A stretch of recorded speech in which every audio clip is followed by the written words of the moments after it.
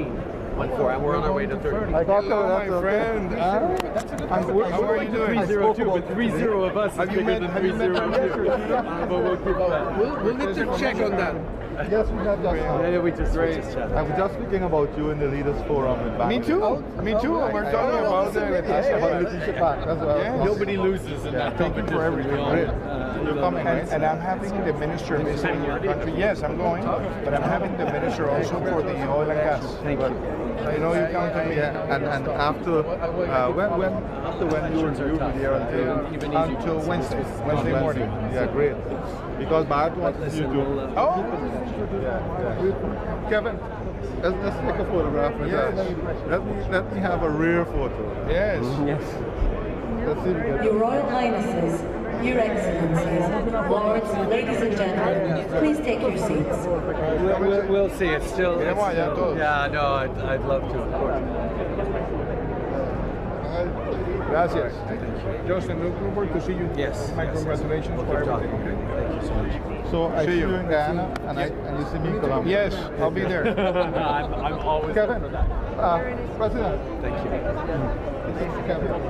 He's now leading. Kevin, how are you? He's leading our work once again in LCPS. So good to see you. Oh, so at some point you have to invite him. yes. You have a card? You want a picture? If not, why don't you send me all the information and we'll have you there, okay? All right. See you. Thank you.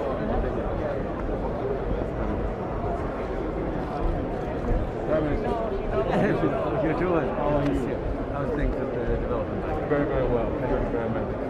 And Patrick told me that you had a great time visiting with the Netherlands. Oh yes, yes. Floating office. He is quite the compelling person. Do you know my Minister of the Environment? How are you? Thank you very much.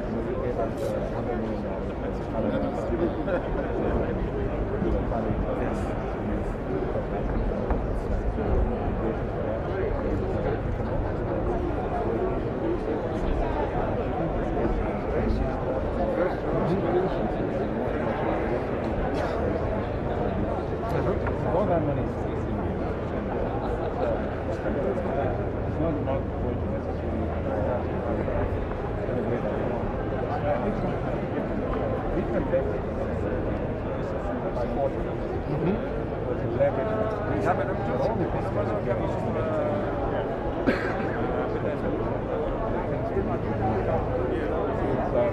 the only thing that I want us to make technical development.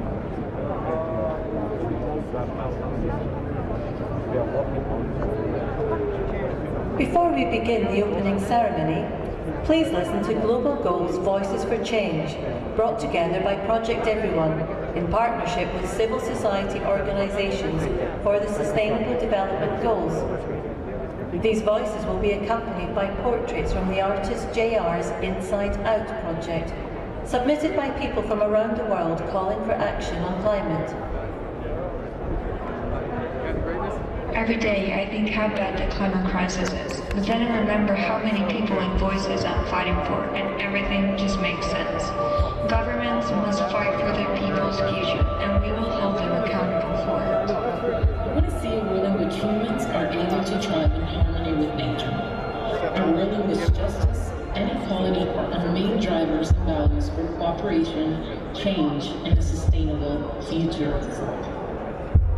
I want to see a world where leaders are intentional about solving the climate crisis. More action, less words, so we can win together. I would like to see world leaders work together to address the urgency of the climate crisis and give us young people hope for our future. I want to see a world where sustainability isn't the exception, it's the norm. Zero emissions by 2050 action. I want to see a world where renewable energy becomes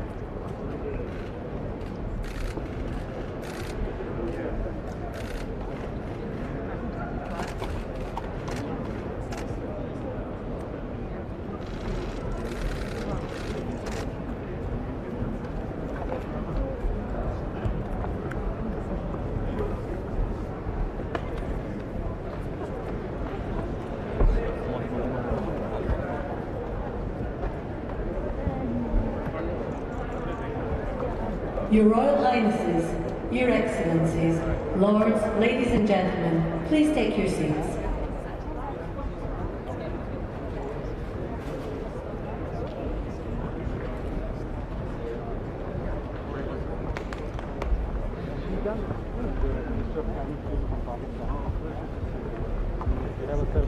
From Paris.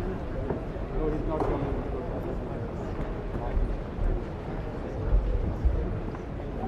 That's it. How are you? All well?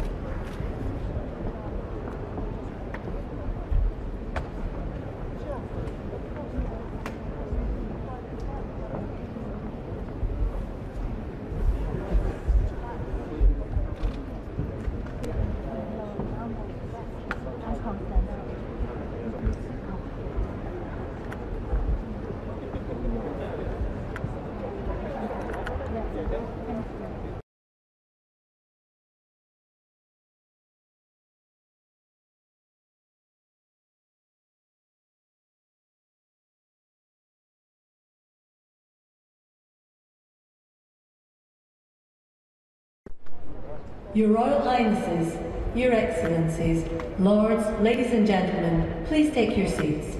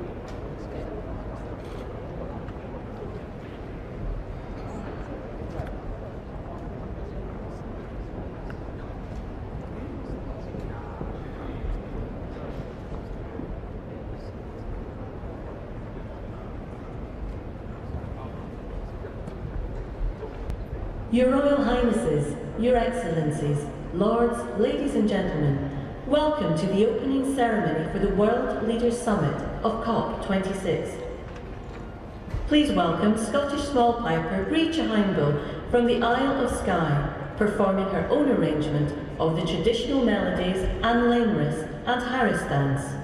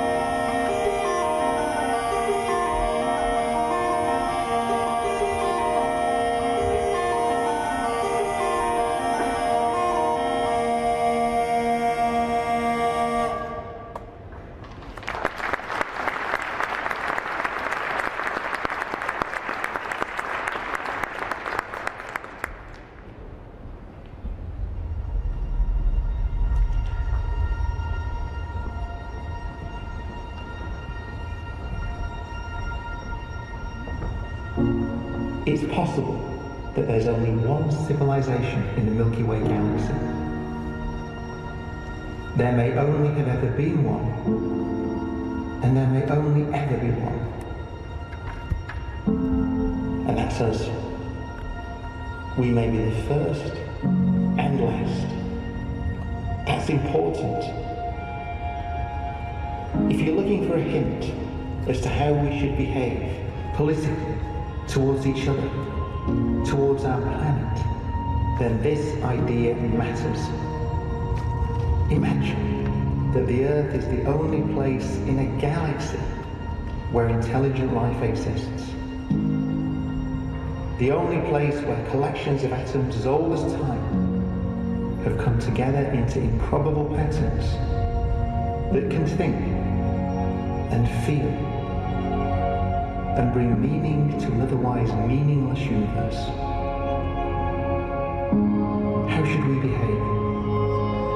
Surely, notwithstanding the fact that we're tiny, fragile things on a mote of dust, orbiting around one star amongst 400 billion, we must consider ourselves and our world to be inconceivably valuable.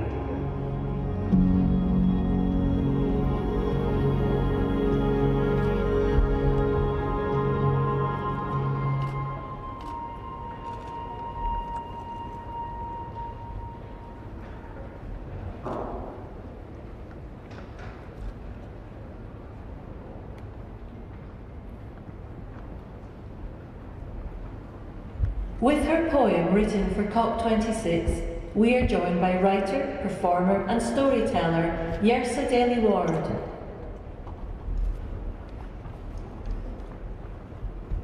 Nothing will be saved without you. It is important to begin with the fact. This is your invitation to lead with light. You were born to be creators of the ground entrusted, yesterday's beneficiaries, inheritors of land, air, time. Now is all we have left, holding the world in our hands, with the most inconvenient truth to honor the earth, land, sky. Our day is older than it used to be, but not yet gone. The day is dimming and still not done. Though it may be, the staggering state of play is leaning upon you. The hour that you stand in is goldening, already coppering, already fire. Ancestors of tomorrow, this is an intervention. Earth is talking to you today, and Earth has plenty to say. Be architects of something new, protectors of the day. Be shining final hopes, designers of chance and change. The hour is crimson, turning, turning. The hour is bruising, bluing, blue. We are human, and we owe our home. Let's pay our home dues. These are the implications, so we have to end with the facts. Anything less than your best is too much to pay. Anything later than now is too little, too late. Nothing will change without you.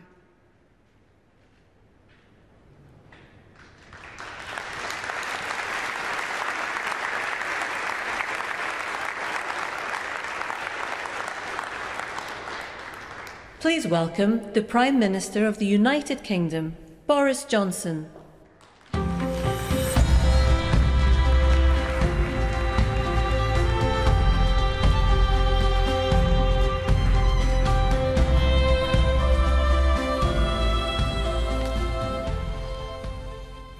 Good afternoon, everybody. Welcome to COP.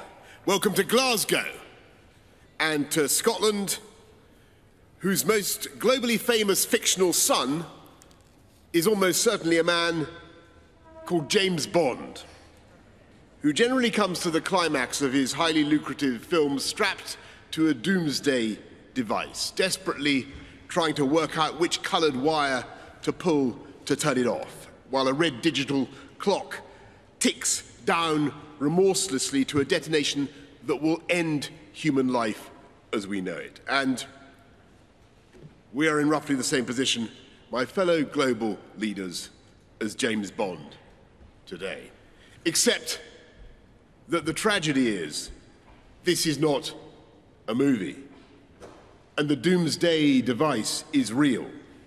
And the clock is ticking to the furious rhythm of hundreds of billions of pistons and turbines and furnaces and engines with which we are pumping carbon into the air faster and faster, record outputs, and quilting the Earth in an invisible and suffocating blanket of CO2, raising the temperature of the planet with a speed and an abruptness that is entirely man-made. And we know what the scientists tell us, and we have learned not to ignore them. 2 degrees more, and we jeopardize the food supply for hundreds of millions of people as crops wither, locusts swarm. 3 degrees, and you can add more wildfires and cyclones, twice as many, 5 times as many droughts, and 36 times as many heat waves. 4 degrees, and we say goodbye to whole cities. Miami, Alexandria, Shanghai, all lost beneath the waves. And the longer we fail to act, the worse it gets, and the higher the price when we are eventually forced by catastrophe to act. Because humanity has long since run down the clock on climate change.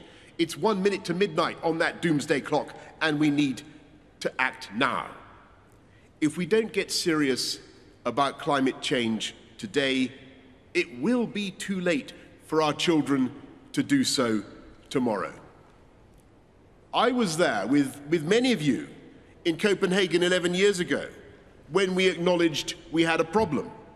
I was there in Paris 6 years ago when we agreed to net zero and to try to restrain the rise in the temperature of the planet to 1.5 degrees.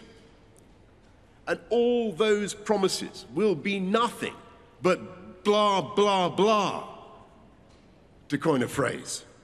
And the anger and the impatience of the world will be uncontainable unless we make this COP26 in Glasgow the moment when we get real about climate change.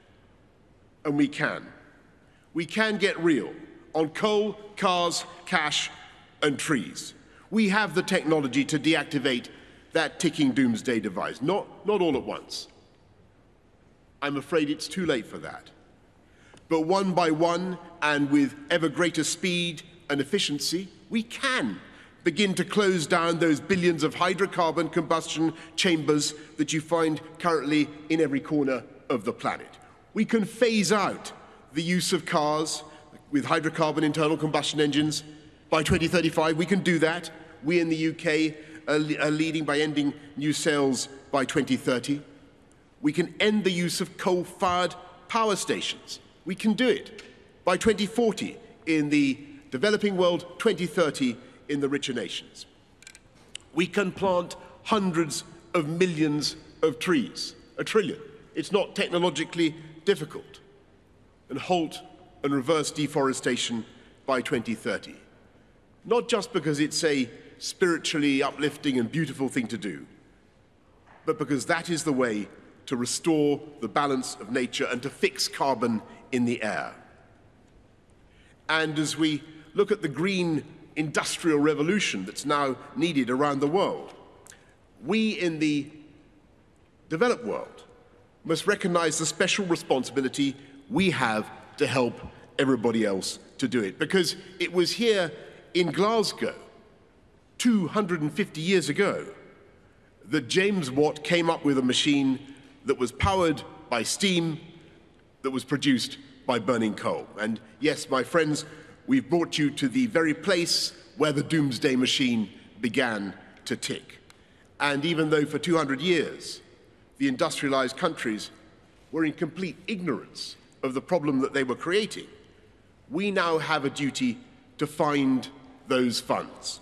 $100 billion a year that was promised in Paris by 2020, but which we won't deliver until 2023, to help the rest of the world to move to green technology. But we cannot and will not succeed by government spending alone.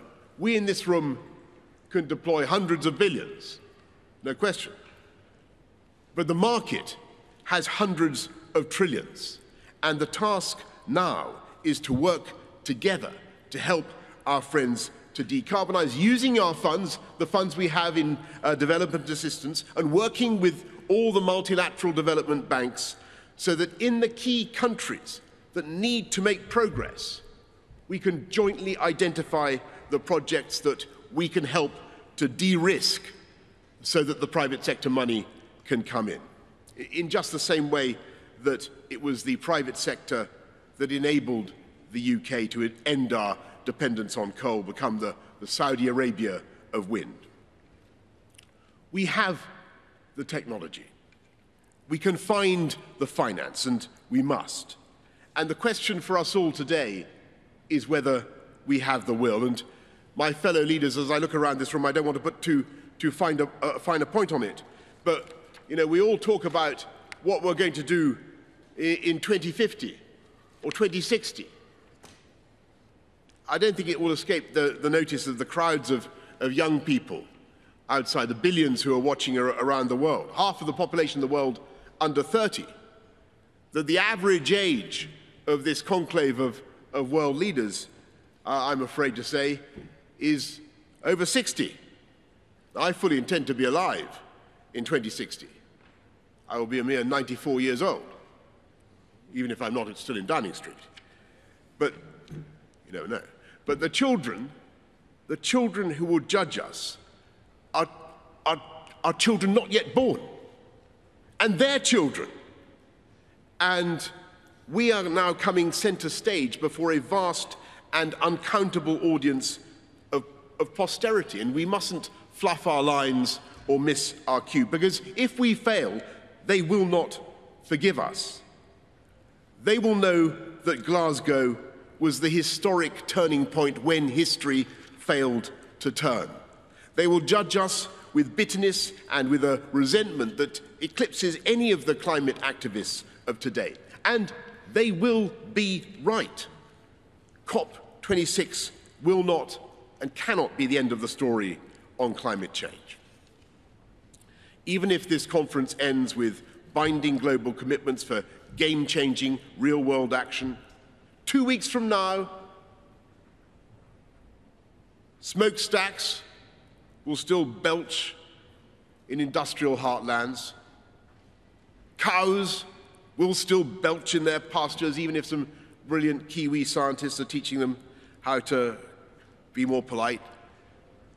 Cars, powered by petrol and diesel, will still choke congested roads in the world's great cities. No one conference could ever change that. If summits alone solved climate change, then we wouldn't have needed 25 previous COP summits to get where we are today.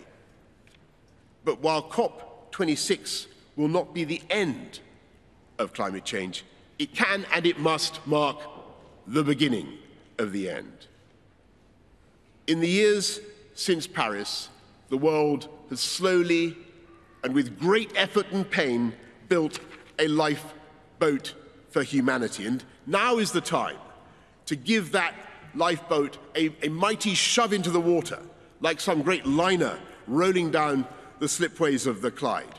Take a sextant sighting on 1.5 degrees and set off on a journey to a cleaner, greener future. So let us therefore, in the next days, devote ourselves to this extraordinary task, so that we not only continue with a programme that is of green industrial revolution that is already creating millions of high-wage, high-skilled jobs in power and technology, taking our economies forward. Let us also do enough to save our planet and our way of life. And as we work, let us think about those billions of beady eyes that are watching us around the world, increasingly edgy and disenchanted. And let us think of the billions more of the unborn, whose anger will be all the greater if we fail. We cannot let them down. We have the ideas, we have the technology, we have the bankers, we have the corporations and the NGOs, we have the interpreters, we have the meeting rooms. If all else fails, we have the unbeatable hospitality and refreshment of Glasgow.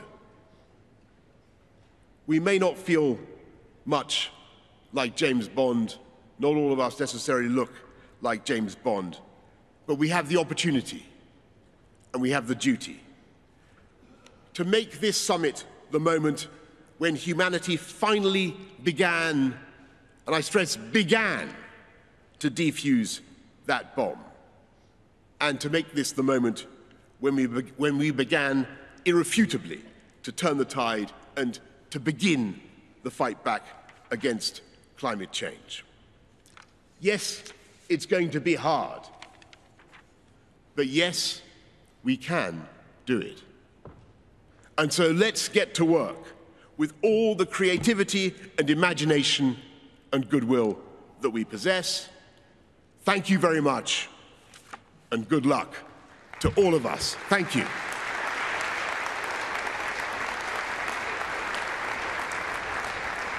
Bringing voices from Earth into COP26, please welcome climate campaigner Brianna Fruin.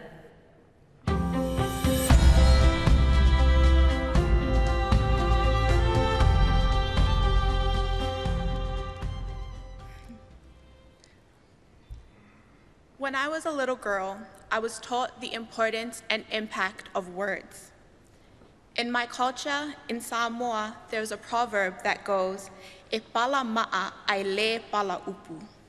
It means that even stones decay, but words remain. A lesson in knowing how words can be wielded, how text can change everything, how each word you use is weighted, how switching one word or number could reframe worlds, how climate action can be vastly different from climate justice, how 2 degrees could mean the end and 1.5 could mean a fighting chance. You all have the power here today to be better, to remember that in your meeting rooms and drafting documents are more than just black and white objects, to remember that in your words you wield the weapons that can save us or sell us out. I don't need to remind you the reality of vulnerable communities. If you're here today, you know what climate change is doing to us. You don't need my pain or my tears to know that we're in a crisis. The real question is whether you have the political will to do the right thing, to wield the right words, and to follow it up with long overdue action. If you're looking for inspiration on this, look no further than the climate leadership of young Pacific people. We are not just victims to this crisis. We have been resilient beacons of hope. Pacific youth have rallied behind the cry, "We are not drowning, we are fighting." This is our warrior cry to the world. We are not drowning, we are fighting. This is my message from Earth to COP. I hope you remember my words today and look closely at your words as you go throughout COP, because e pala ma'a ai le pala upu. Thank you.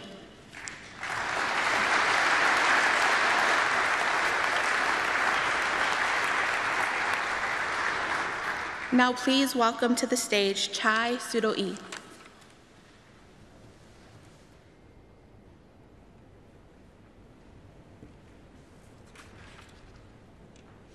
My name is Chai Surui.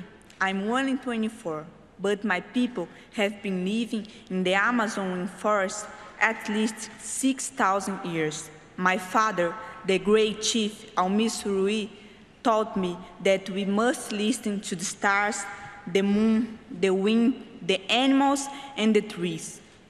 Today, the climate is warming, the animals are disappearing, the rivers are dying, and our plants don't flower like they did before. The earth is speaking. She tells us that we have no more time. A friend asked me, will we continue to think that today's injuries can be resolved with ointments and painkillers, even though we know that tomorrow our wounds will only run deeper? We need a different path, and with bold and global changes. It's not 2030 or 2050, it's now. While you are closing your eyes to reality, the land defender Ariel Wewawau, my friend since I was a kid, was murdered for protecting the forest. Indigenous peoples are in the front line of the climate emergency, and we must be at the center of the decisions happening here. We have ideas to postpone the end of the world. Let us stop emptying lies and fake promises. Let us end the pollution of hollow words, and let us fight for a livable future and present. It's always necessary to believe the dream is possible. May our utopia be a future on Earth. Thank you. Please welcome the Secretary General of the United Nations, Antonio Guterres.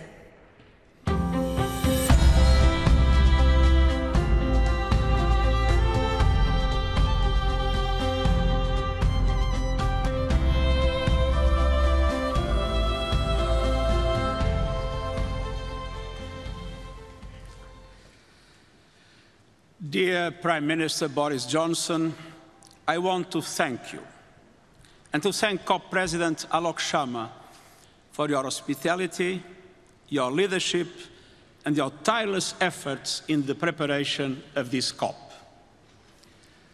Your Royal Highnesses, Excellencies, ladies and gentlemen, the 6 years since the Paris Climate Agreement have been the 6 hottest years on record. Our addiction to fossil fuels is pushing humanity to the brink. We face a stark choice. Either we stop it or it stops us. And it's time to say enough. Enough of brutalizing biodiversity. Enough of killing ourselves with carbon. Enough of treating nature like a toilet. Enough of burning and drilling and mining our way deeper. We are digging our own graves. Our planet is changing before our eyes, from the ocean depths to mountain tops, from melting glaciers to relentless extreme weather events. Sea level rise is double the rate it was 30 years ago. Oceans are hotter than ever and getting warmer faster. Parts of the Amazon rainforest now emit more carbon than they absorb. Recent climate action announcements might give the impression that we are on track to turn things around. This is an illusion.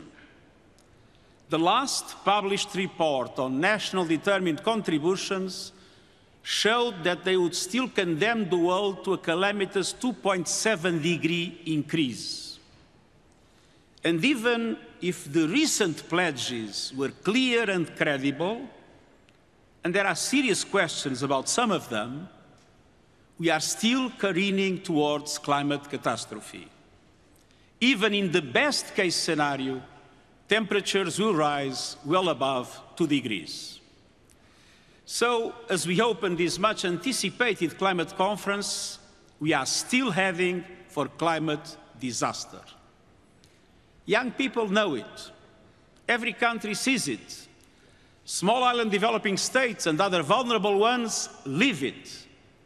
And for them, failure is not an option. Failure is a death sentence. Excellencies, we face a moment of truth. We are fast approaching tipping points that will trigger escalating feedback loops of global heating. But investing in the net zero climate resilient economy will create feedback loops of its own, virtuous circles of sustainable growth, jobs, and opportunity. We have progress to build upon. A number of countries have made credible commitments to net zero emissions by mid-century. Many have pulled the plug on international financing of coal. Over 700 cities are leading the way to carbon neutrality, and the private sector is waking up. The Net Zero Asset Owners Alliance, the gold standard for credible commitments and transparent targets, is managing $10 trillion in assets and catalyzing change across industries. The Climate Action Army, led by young people, is unstoppable. They are larger, they are louder, and I assure you, they are not going away, and I stand with them. Excellencies, the science is clear. We know what to do. First, we must keep the goal of 1.5 degrees Celsius alive. This requires greater ambition on mitigation and the immediate concrete action to reduce global emissions by 45% by 2030. G20 countries have a particular responsibility as they represent around 80% of emissions. According to the principle of common but differentiated responsibilities, in light of national circumstances, developed countries must lead the effort. But emerging economies too must go the extra mile, as their contribution is essential for the effective reduction of emissions. We need maximum ambition from all countries on all fronts to make Glasgow a success. I urge developed countries and the emerging economies to build coalitions to create the financial and technological conditions to accelerate the decarbonization of the economy as well as the phase-out of coal. These coalitions are meant to support the large emitters that face more difficulties in the transition from grey to green, for them to be able to do it. Let's have no illusions. If commitments fall short by the end of this COP, countries must revisit their national climate plans and policies, not every 5 years, every year, every moment, until keeping to 1.5 degrees is assured, until subsidies to fossil fuels end, until there is a price on carbon, until coal is phased out. But we also need greater clarity. There is a deficit of credibility and a surplus of confusion over emissions reductions and net zero targets with different meanings and different metrics. That is why, beyond the mechanisms already established in the Paris Agreement, I'm announcing today that we'll establish a group of experts to propose clear standards to measure and analyze net zero commitments from non-state actors. Second, we must do more to protect vulnerable communities from the clear and present dangers of climate change.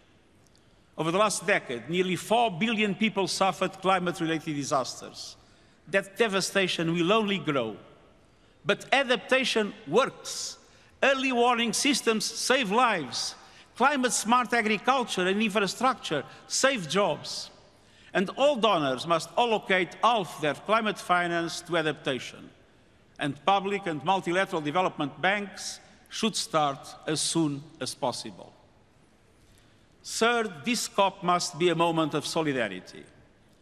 The $100 billion a year climate finance commitment in support of developing countries must become a 100 billion climate finance reality.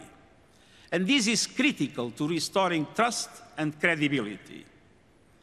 I welcome the efforts led by Canada and Germany to help us get there. It is an important first step, but it delays the largest support for years, and it doesn't give clear guarantees. And beyond the 100 billion, developing countries need far greater resources to fight COVID-19, to build resilience and pursue sustainable development. Those suffering the most, namely least developed countries and small island developing states, need urgent funding, more public climate finance, more overseas development aid, more grants, easier access to funding. And multilateral development banks must work much more seriously at mobilizing greater investment through blended and private finance. Excellencies, the sirens are sounding. Our planet is talking to us and telling us something. And so are people everywhere.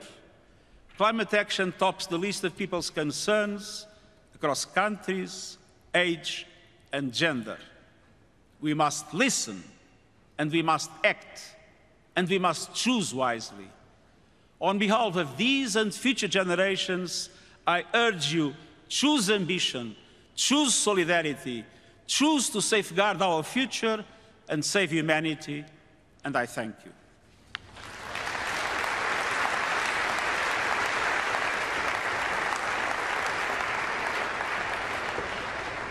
There will now be a short film, a message from our planet to all of us, Earth to COP.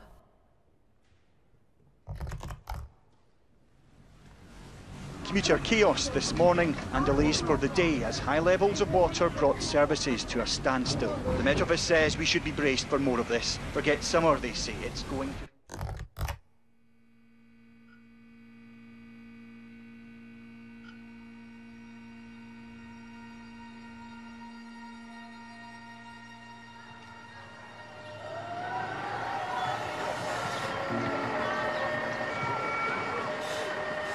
But the evidence in the record now is becoming clearer and clearer. No longer assume the temperature of the world is stable. Более 70 лет, но все еще загрязненность воздуха остается основной. If you could average an American that carbon footprint is about 16 tons of carbon emissions. What about COP26?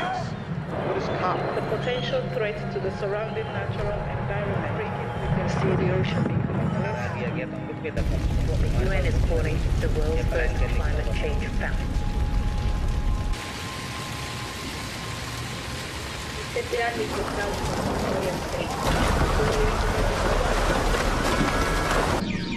The frequency of Earth.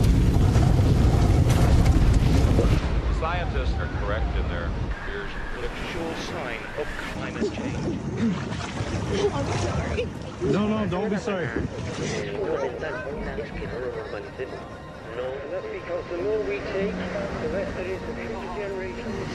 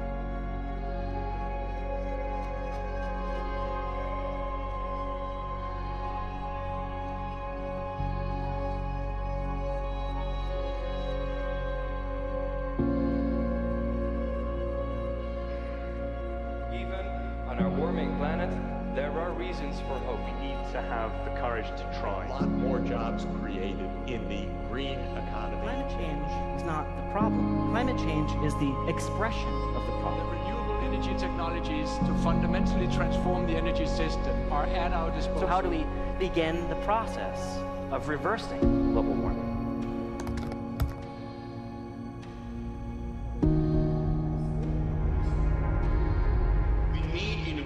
And this kind of Really glad people are starting to buy electric cars and launched the largest tree plantation campaign. It is now cheaper to build offshore wind farms. To develop a climate-altering by continually reinvesting in our grasslands. We are looking down a critical moment that we cannot not be part of. Enormous opportunity in agriculture. We can become stubborn optimists. COP26 is one of the most important diplomatic gatherings in history. But humanity already knows what to do. We do it overnight, but we can set that end date. We've got a long way to go. But there is momentum.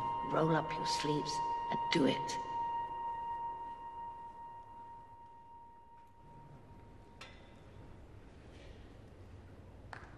Your Royal Highnesses, Your Excellencies, Lords, Ladies and Gentlemen, please welcome His Royal Highness, the Prince of Wales.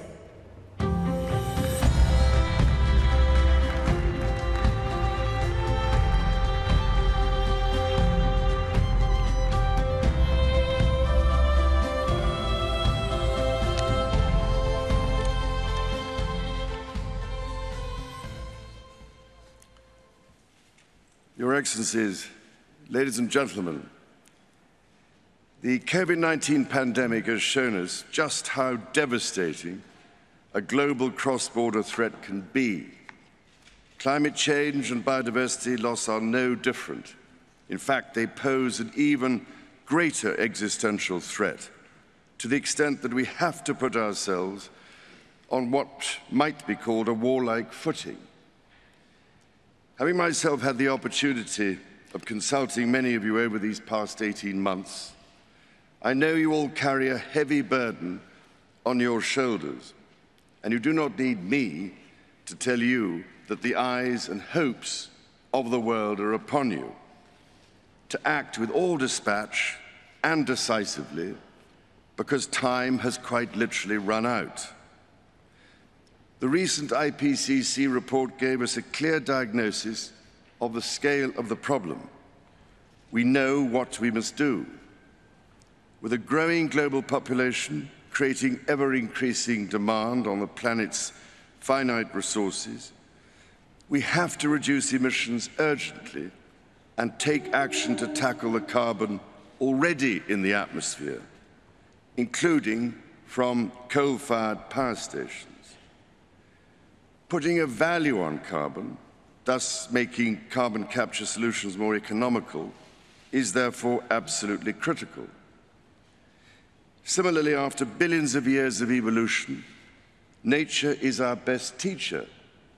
In this regard, restoring natural capital, accelerating nature-based solutions, and leveraging the circular bioeconomy will be vital to our efforts.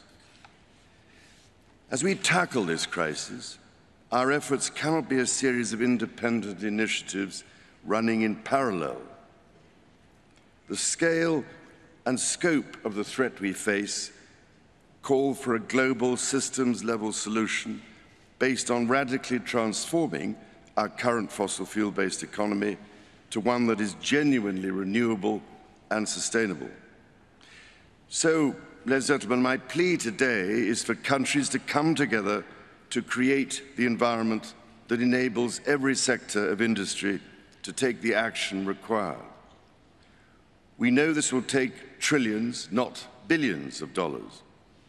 We also know that countries, many of whom are burdened by growing levels of debt, simply cannot afford to go green. Here we need a vast military-style campaign to marshal the strength of the global private sector. With trillions at its disposal, far beyond global GDP, and with the greatest respect, beyond even the governments of the world's leaders, it offers the only real prospect of achieving fundamental economic transition. So, how do we do it?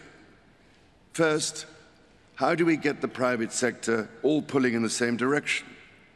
After nearly 2 years now of consultation, CEOs have told me that we need to bring together global industries to map out, in very practical terms, what it will take to make the transition. We know from the pandemic that the private sector can speed up timelines dramatically when everyone agrees on the urgency and the direction.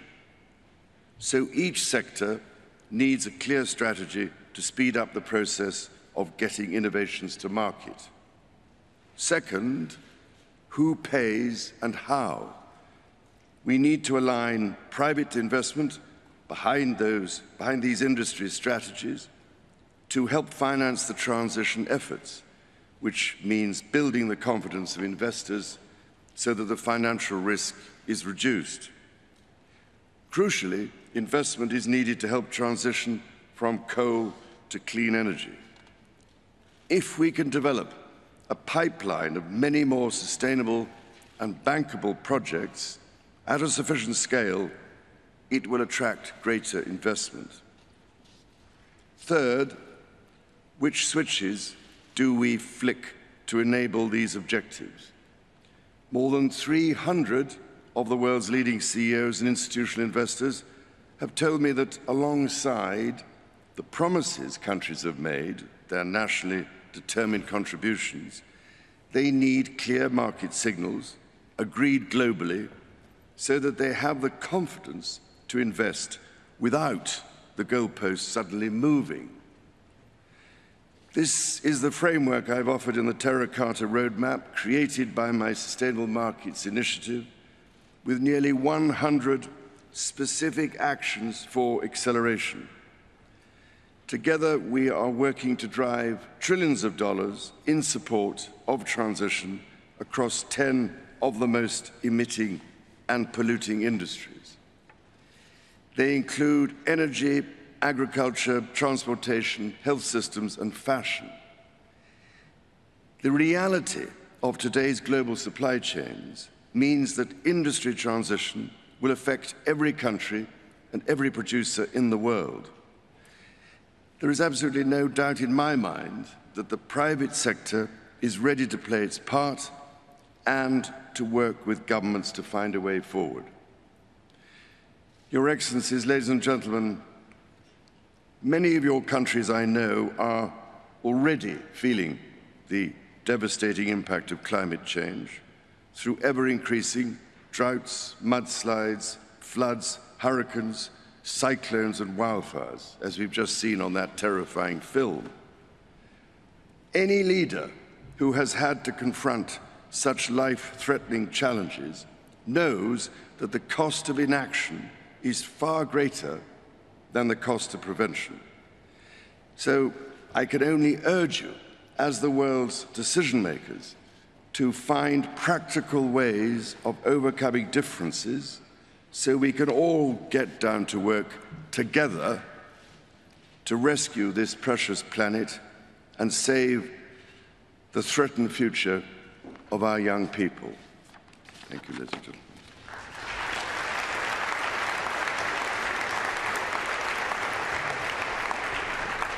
Please welcome the COP26 People's Advocate, who has dedicated his lifetime to highlighting the beauty of the natural world, Sir David Attenborough.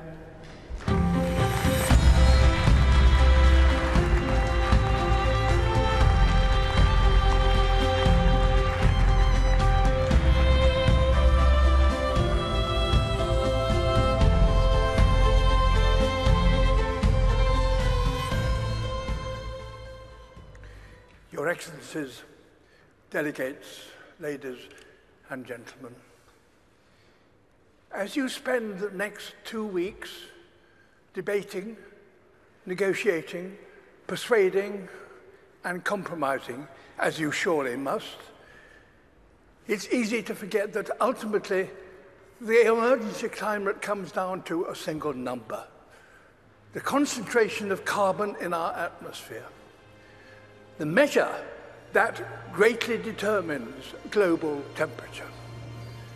And the changes in that one number is the clearest way to chart our own story, for it defines our relationship with our world. For much of humanity's ancient history, that number bounced wildly between 180 and 300. And so too did global temperatures. It was a brutal and unpredictable world. At times, our ancestors existed only in tiny numbers. But just over 10,000 years ago, that number suddenly stabilized, and with it, Earth's climate. We found ourselves in an unusually benign period, with predictable seasons and reliable weather. For the first time, civilization was possible, and we wasted no time in taking advantage of that. Everything we've achieved in the last 10,000 years was enabled by the stability during this time. The global temperature has not wavered over this period by more than plus or minus 1 degree Celsius. Until now. Our burning of fossil fuels, our destruction of nature, our approach to industry, construction and learning are releasing carbon into the atmosphere at an unprecedented pace and scale. We are already in trouble. The stability we all depend on is breaking. This story is one of inequality as well as instability. Today, those who've done the least to cause this problem are being the hardest hit. Ultimately, all of us will feel the impact, some of which are now unavoidable.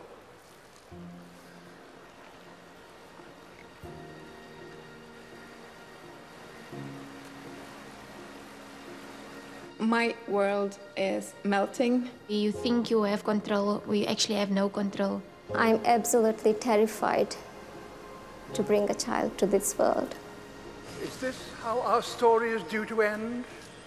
A tale of the smartest species doomed by that all-too-human characteristic of failing to see the bigger picture in pursuit of short-term goals. Perhaps the fact that the people most affected by climate change are no longer some imagined future generation, but young people alive today, perhaps that will give us the impetus we need to rewrite our story, to turn this tragedy into a triumph. We are, after all, the greatest problem solvers to have ever existed on Earth. We now understand this problem. We know how to stop the number rising and put it in reverse. We must have carbon emissions, halt them this decade. We must recapture billions of tons of carbon from the air. We must fix our sights on keeping 1.5 degrees within reach. A new industrial revolution, powered by millions of sustainable innovations, is essential and is indeed already beginning. We will all share in the benefits: affordable clean energy, healthy air, and enough food to sustain us all. Nature is a key ally. Wherever we restore the wild, it will recapture carbon and help us bring back balance to our planet. And as we work to build a better world, we must acknowledge no nation has completed its development because no advanced nation is yet sustainable. All have a journey still to compete, so that all nations have a good standard of living and a modest footprint. We're going to have to learn together how to achieve this, ensuring none are left behind. We must use this opportunity to create a more equal world, and our motivation should not be fear, but hope.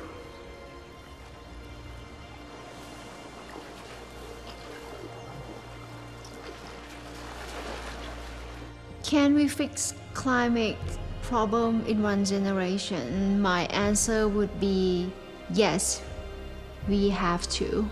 We need to not just to talk about what we can do, but to do what we can. This is a challenge that we should try to solve in a quick way with a long-term vision. It comes down to this: the people alive now are the generation to come, will look at this conference and consider one thing: did that number stop rising and start to drop as a result of commitments made here? There's every reason to believe that the answer can be yes.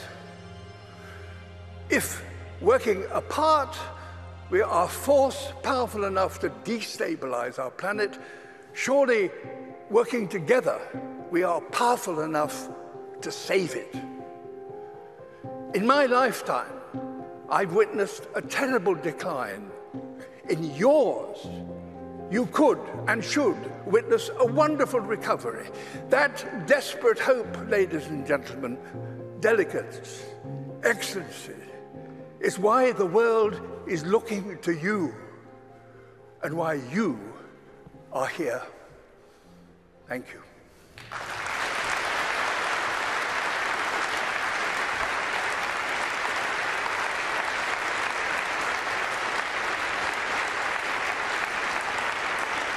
Please welcome the Prime Minister of Barbados, Mia Mottley.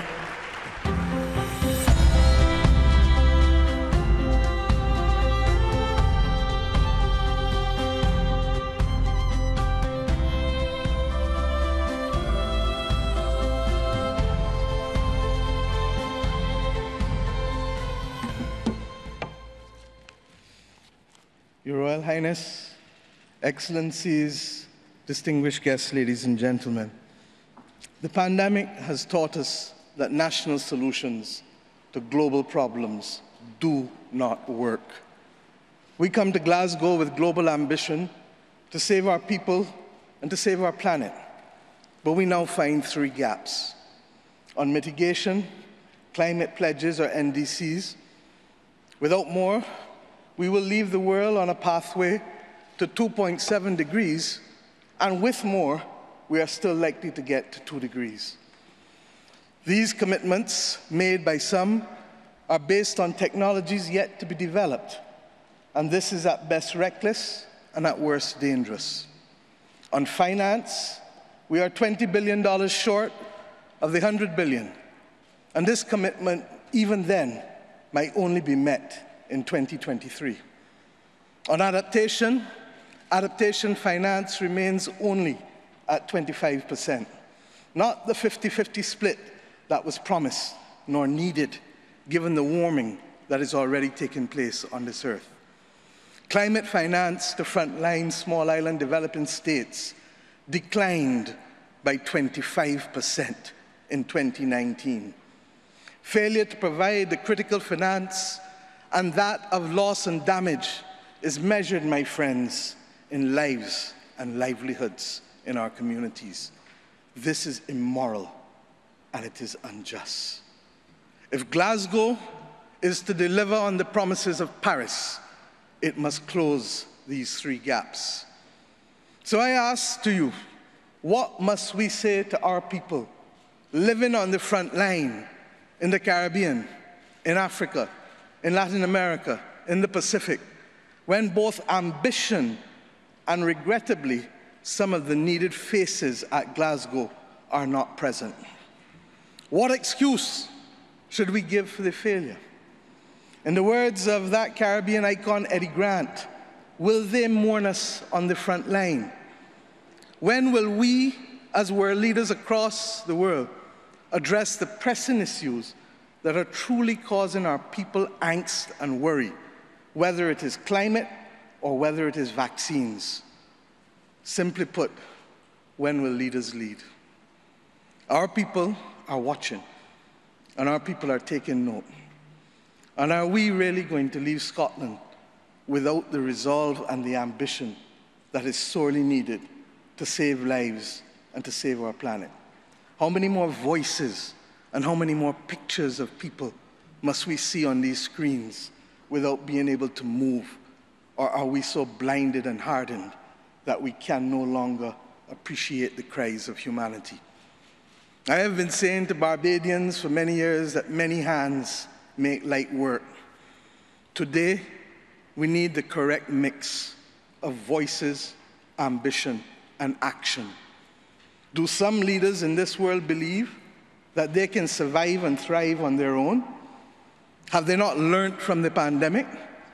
Can there be peace and prosperity if 1/3 of the world literally prospers and the other 2/3 of the world live under siege and face calamitous threats to our well-being? What the world needs now, my friends, is that which is within the ambit of less than 200 persons who are willing and prepared to lead. Leaders must not fail those who elect them to lead. And I say to you, there is a sword that can cut down this Gordian knot, and it has been wielded before.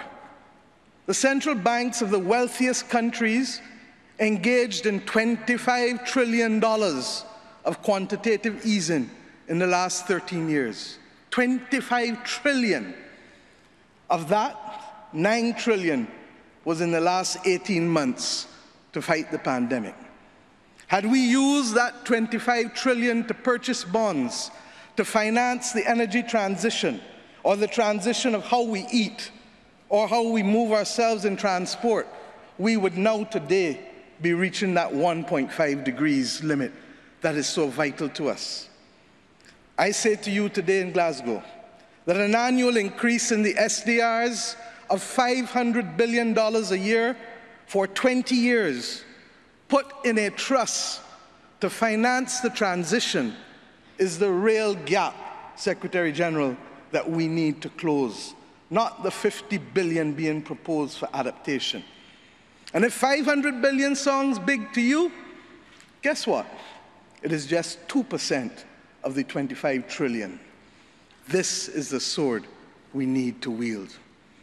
Our excitement 1 hour into this event is far less than it was 6 months ago, leading up to this event. Can we, with those voices and these speeches from Sir David and others, find it within ourselves to get the resolve to bring Glasgow back on track? Or do we leave today believing that it was a failure before it starts?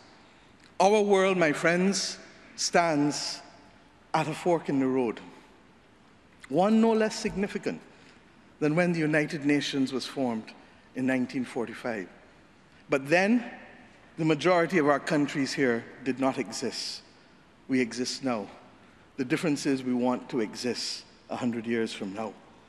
And if our existence is to mean anything, then we must act in the interests of all of our people who are dependent on us. And if we don't, we will allow the path of greed and selfishness to sow the seeds of our common destruction. The leaders of today, not 2030, not 2050, must make this choice. It is in our hands. And our people and our planet need it more than ever. We can work with who is ready to go, because the train is ready to leave. And those who are not yet ready, we need to continue to ring circle and to remind them that their people, not our people, but their citizens, need them to get on board as soon as possible. Code red to the G7 countries. Code red to the G20. Earth to COP, that's what it said. Earth to COP. For those who have eyes to see, for those who have ears to listen, and for those who have a heart to feel, 1.5 is what we need to survive. 2 degrees, yes, SG, is a death sentence for the people of Antigua and Barbuda, for the people of the Maldives, for the people of Dominica and Fiji, for the people of Kenya and Mozambique, and yes, for the people of Samoa and Barbados. We do not want that dreaded death sentence. And we've come here today to say, try harder, because our people, the climate army, the world, the planet, needs our actions now, not next year, not in the next decade. Thank you.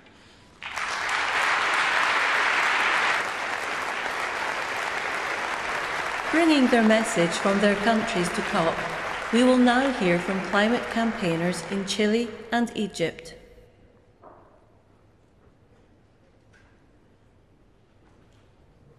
Mi nombre es Isis Riquelme, activista climática, ecofeminista y estudiante de geografía de Chile, y hoy les hablo para que se escuche la voz de la juventud de Latinoamérica. Debemos escuchar el mensaje que nuestro planeta nos envía. El mundo no está mal porque hay una pandemia, hay pandemias porque el mundo está mal. Hago un llamado a los líderes del mundo a que comprometan acciones concretas para detener la extinción de nuestras especies y de la humanidad. Hoy, los jóvenes alrededor del mundo hemos demostrado ser el presente a través de proyectos e ideas que aportan a mitigar y o adaptarse a la crisis climática. Es deber de todos los gobiernos escucharnos, es nuestro futuro el que está en juego. Las niñas y jóvenes mujeres latinoamericanas albergan sueños e ideas del mañana. Nos hemos empoderado de nuestras capacidades y hemos avanzado en materia de educación socioambiental para enfrentar esta crisis. Los proyectos que los jóvenes impulsamos para abordar el cambio son un claro ejemplo de soluciones viables y concretas para entregar las herramientas necesarias para la adaptación y empoderar a nuestras comunidades a ser agentes de cambio a lo largo de los territorios. Hemos organizado los continentes para proteger nuestros océanos por la biodiversidad invaluable que albergan. Hemos instado a la sociedad civil de 80 países a realizar acciones concretas para mitigar la crisis climática y levantar exigencias y propuestas que ustedes puedan ejecutar en sus países. Nosotros, sus niños, sus hijos, hemos decidido colaborar globalmente para cuidar nuestro hogar. Pero son ustedes quienes deciden cómo reedificarlo. Les insto a que escuchen y actúen. Debemos seguir construyendo sobre la ambición climática de la presidencia chilena en la COP25, trabajar localmente para impactar globalmente y tomar en cuenta el conocimiento de la sociedad civil. Este es mi mensaje desde el planeta a la COP. Ayúdennos por favor a garantizar un futuro mejor. En sus manos están nuestras vidas y las de los que vienen. Lo que decidan en esta conferencia cambiará el rumbo de la humanidad. Es tiempo de actuar. تحياتي، أنا عبد الفتاح ندى، ناشط في قضية التغير المناخي ورائد أعمال اجتماعي في مجال التمكين الاقتصادي. أحدثكم من مصر لأنقل لكم رسالة باسم شباب الأرض التي باتت مهددة بخطر التغير المناخي يوما بعد يوم، بل دقيقة تلو الأخرى. النشطاء الشباب من كل أنحاء العالم يتكاتفون سويا من أجل رفع الوعي العالمي تجاه مشكلات التغير المناخي. فلابد أن يدرك الجميع أن تلك المشكلات ليست رفاهية، إنما تشكل مصيرنا الذي يتحدد من خلال كل قرار فردي نقوم به يوميا، سواء يضر بهذه البيئة أو يساهم في منحها فرصة أخرى في البقاء. حان الوقت الآن أن يبني قادة العالم أجمع على جهودنا كنشطاء، وأن يضعوا السياسات العامة التي تتصدى لأزمة المناخ في مقدمة أولوياتهم. لقد قضيت ال6 سنوات الماضية في العمل مع المجتمعات المحلية الأقل حظاً في التنمية داخل مصر، من خلال تدريب الشباب والقادة المجتمعيين على ريادة الأعمال الاجتماعية والتمكين الاقتصادي باستخدام نماذج المشاريع الصديقة للبيئة. وقد وجدت أن هناك الكثير من الفرص لتحقيق التمكين الاقتصادي في تلك المناطق من خلال تلك المشاريع الخضراء. فعلى الرغم من النظرة إلى هذه المناطق أنها لا تعتبر مشكلات المناخ من ضمن أولوياتها، إلا أن الشباب هناك لديهم الكثير من الحلول المبتكرة لبدء مشاريعهم الاجتماعية الصديقة للبيئة، والتي تمكنهم من تحقيق دخل مادي بالإضافة للتصدي لأزمة التغير المناخي. هذه رسالتي من كوكب الأرض لقمة المناخ. أدعو قادة العالم لوضع مفاهيم الاقتصاد الأخضر والاقتصاد الدوار على رأس قائمة السياسات الاقتصادية العالمية في السنوات المقبلة. أؤمن بأن ذلك قد يساهم في تحويل تلك المحنة لمنحة حقيقية. أخيراً، يأمل شباب مصر في ضيافة قمة المناخ التالية، ونرحب بكم في العام القادم لرؤية نموذج مشرف من جهود شباب مصر لحماية كوكبنا وضمان مستقبل أفضل لكل من يعيش عليه. فقط تخيلوا ما يمكننا تحقيقه معا إذا وضعنا هذا الهدف كمهمتنا الجماعية. شكرا جزيلا. 15% of the world's population have a disability. Here is a message on their behalf. My name is Eddie Ndopu. Today, I'm speaking to you on behalf of the world's largest minority, the 15% of people in the world who have a disability. But make no mistake, there is nothing minor about who we are. We are larger than life, but because of systemic exclusion and inequality, our power and brilliance is often ignored or diminished. As an ambassador for the We the 15 campaign, I am here to tell you that we refuse to be rendered invisible in the climate action conversation. The impact of climate change is disproportionate for disabled people around the world.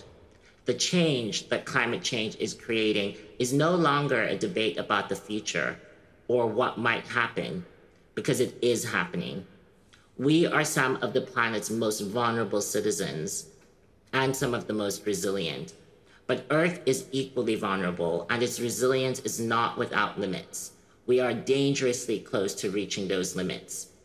In my home in South Africa, I see the impact of climate change on our communities, on our economy, on our ability to grow food, and even to survive. I see a generation growing up with fear in their hearts at what the future holds. On behalf of everyone, disabled and non-disabled all around the world, I call on you to commit to concrete actions to stop the destruction of this magnificent planet. This conference is one of the most important meetings in history.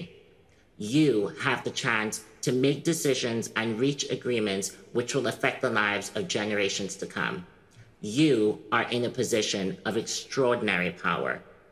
You can change forever the trajectory we are on. You can make a world that is once again full of hope, not fear. This is my message from Earth to COP. On behalf of We the 15, I ask you, please help us to guarantee a safer future for every life, regardless of their ability.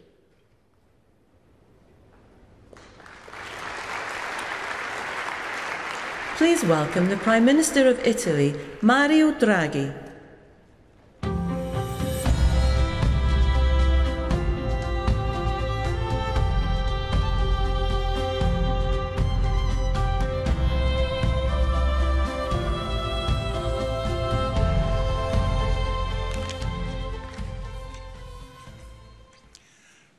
Prime Minister Johnson, Excellencies, colleagues, ladies and gentlemen, the speeches we've just heard resonate deeply with me.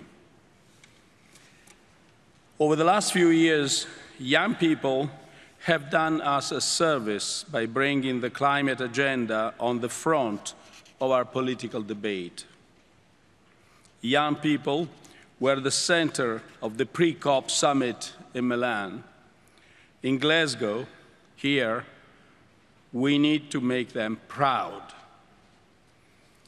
The projected rise in global temperatures is set to affect dramatically life on our planet. From catastrophic fires and floods we've seen now, to the bleaching of coral reefs, to the loss of biodiversity, the impact of climate change is already all too evident. Its price also rising fast, especially for the poorer nations.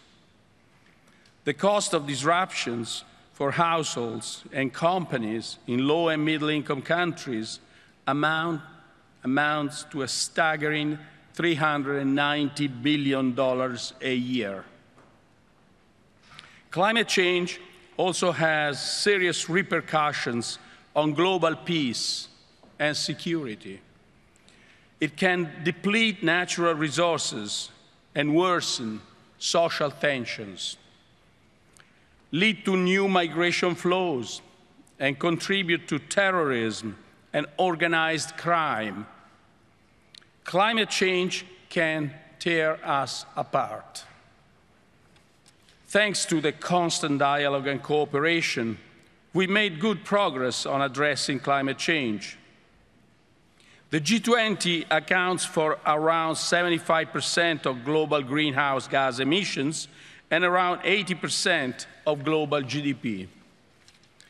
At last weekend's summit in Rome, its member states agreed that we must limit the rise in global temperature to 1.5 degrees. It was the first time, and committed to achieve net zero emissions by or around mid-century. We decided to step up our actions starting from this decade, enhance our nationally determined contributions, and stop the international public funding of unabated new coal by the end of this year. Here, at the COP26, we must now go further than we did at G20. We need to speed up our commitment to keep the rise in temperatures below 1.5 degrees. We need to build on the G20 agreement and act faster and more decisively. We must strengthen our efforts in the realm of climate finance. We must bring together the public and the private sector in new ways. We had a roadmap just made by Prince Charles. Prime Minister Johnson highlighted the amount of private money available. It's tens of trillions. But now we've got to use them. Now we have to find an intelligent way to spend them and spend them quickly. We need, first and foremost, that all multilateral development banks, and especially the World Bank, co-share with the private sector risks that the private sector alone cannot bear.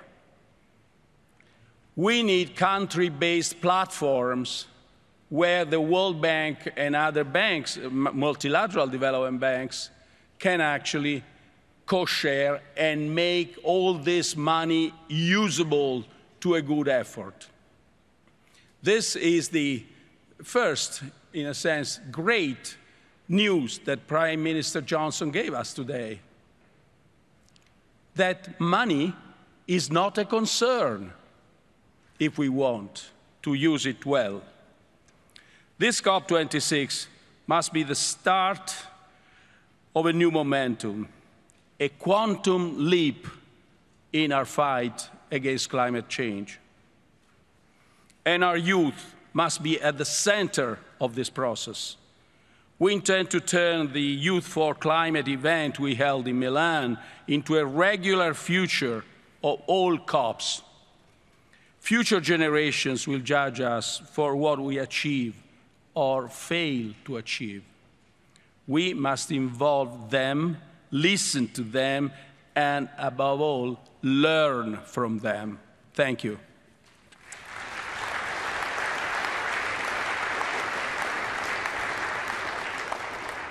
Please welcome back Yrsa Daly-Ward.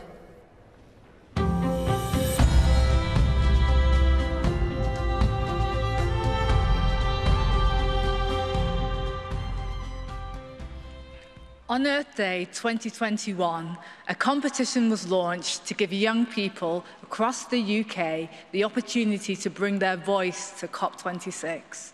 Together with Blue Peter, the longest-running children's programme in the world, COP26 asked them to use their creativity to send a message to you, the decision-makers of our planet. Thousands of children took part, and the film you're about to see brings to life the winning story written by Delphine, who has joined us here at the ceremony today.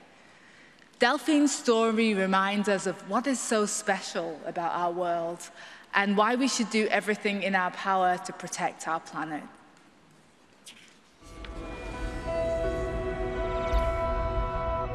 Delphine was a girl born in 2099. One day, her gran gave her a book, heavy with a spine. There were photographs of creatures she'd never ever seen. What are they, Gran, these animals? What does this all mean? Gran sighed. Many years ago, they roamed the earth and seas. But we bulldozed their homes and burnt down their trees. We put plastic in their oceans and greenhouse gases in the sky. But why did you let them, Gran? Why? Oh, why? Oh, why? I was just a child, she said. I shouted, no one took heed. Businessmen wanted money. It was nothing more than greed. That night, Delphine read on, and her eyes grew bigger and wider. And when she fell asleep, the creatures came to life inside her. A giant cat with golden stripes and glowing orange eyes. A candy floss pink bird taking off across the skies. A funny little lizard with color-changing skin. Some speedy silver fish with spikes upon their fins. When the sun came up, the menagerie faded away, and Delphine's heart felt heavy in the cold grey light of day. Do you recognize them, dear readers of this tale? In 2021, they're not figments for girls' imagination. We must protect them where we can, for future generations.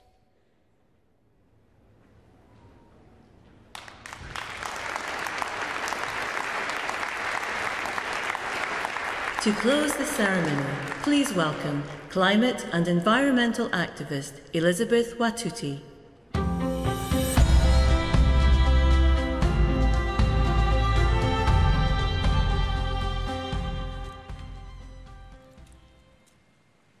My name is Elizabeth Watuti. I am a youth climate activist from Kenya. I have done a lot of soul-searching about what to say here today. I have asked myself over and over what words might move you. And then I realized that making my 4 minutes count does not rest solely on me. My truth will only land if you have the grace to fully listen. My story will only move you if you can open up your heart. I can urge you to act at the pace and scale necessary, but in the end, your will to act must come from deep within. I need to tell you what is happening in my home country. Right now, as we sit comfortably here in this conference center in Glasgow, over 2 million of my fellow Kenyans are facing climate-related starvation. In this past year, both of our rainy seasons have failed, and scientists say that it may be another 12 months before the waters return again. Meanwhile, our rivers are running dry, our harvests are failing, our storehouses stand empty, our animals and people are dying. I have seen with my own eyes 3 young children crying at the side of a dried-up river after walking 12 miles with their mother to find water. Please open your hearts. This is not only happening in Kenya. Over the past few months, there have been deadly heat waves and wildfires in Algeria and devastating floods in Uganda and Nigeria. And there is more still to come. By 2025, in just 4 years' time, half of the world's population will be facing water scarcity. And by the time I'm 50, the climate crisis will have displaced 86 million people in sub-Saharan Africa alone. I would like you to join me in holding a moment of compassionate silence for the billions of people who are not here with us today, whose stories are not being heard, and whose suffering is not being felt.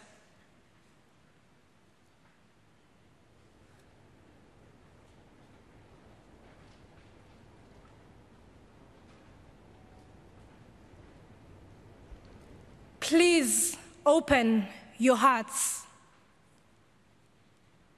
If you allow yourself to feel it, the heartbreak and the injustice is hard to bear. Sub-Saharan Africans are responsible for just 0.5% of historical emissions. The children are responsible for none, but they are bearing the brunt.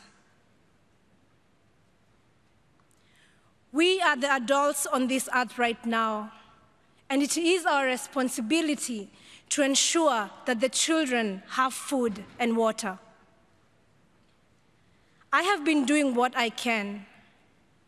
Inspired by the great Professor Wangari Maathai, I founded the Green Generation Initiative, a tree-growing initiative that enhances food security for young Kenyans. So far, we have grown 30,000 fruit trees to maturity, providing desperately needed nutrition for thousands of children. Every day, we see that when we look after the trees, they look after us. But these trees and the life-saving fruit they bear will not survive on a 2.7 degrees Celsius warmer planet. The decisions you make here will help determine whether the rains will return to our land. The decisions you make here will help determine whether the fruit trees we plant will live or perish. The decisions you make here will help determine whether children will have food and water. I believe in our human capacity to care deeply and to act collectively. I believe in our ability to do what is right if we let ourselves feel it in our hearts. So for these next 2 weeks, let us feel it in our hearts.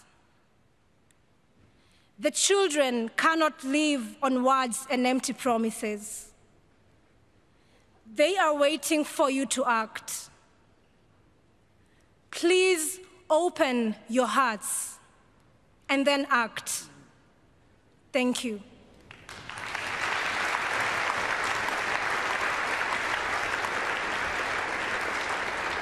You have heard Earth's impassioned message to you all. Earth is calling for action this day. This has been Earth to COP.